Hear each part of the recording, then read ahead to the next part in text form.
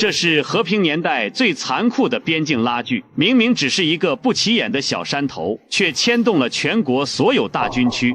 1984年，我們收復了雲南邊境的老山，本以為邊境就此安穩，沒想到真正的苦戰才剛剛開始。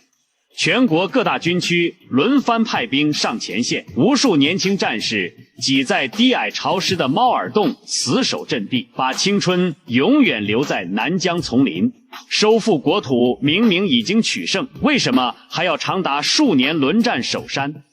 ？1979年邊境自衛還擊作戰結束後，我方主動撤回境內，可越南卻背信搶占老山、者陰山等邊境旗線制高點。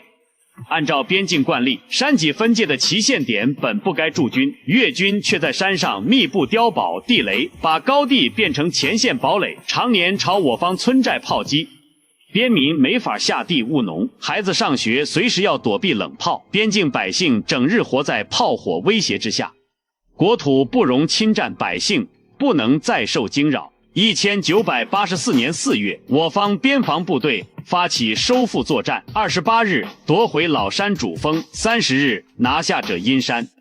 者陰山一戰指揮靈活，僅5個多小時就掃清敵軍陣地，以較小代價拿下全線，成為山岳叢林作戰經典案例。老山扼守邊境要道，站在主峰能俯瞰我方大片區域，戰略主動權全在高地手中。收復陣地只是第一步，丟失山頭的越軍不甘心，依托山地攻勢，接連發動大規模反撲，拉鋸式的堅守防禦就此拉開序幕。為長期穩固邊防，同步錘煉和平年代部隊，中央軍委敲定輪戰方案，各大軍區分批抽調部隊奔赴老山前線，守防期滿，換防休整，一茬接一茬，接力御敵。南京、濟南、蘭州、北京、成都等多軍區官兵先後開赴南疆，很多戰士入伍後第一次直面真實戰火。持續數年的輪戰，既牢牢守住了每一寸收復國土，也讓全軍在實戰中積累叢林作戰經驗。但前線生存條件的艱苦遠超後方所有人想象。老山屬於亞熱帶山林，雨季連綿不斷，到處泥濘潮濕。戰士們藏身的貓耳洞空間狹小，人只能蜷縮着，常年不見陽光，洞內濕氣重到能擰出水。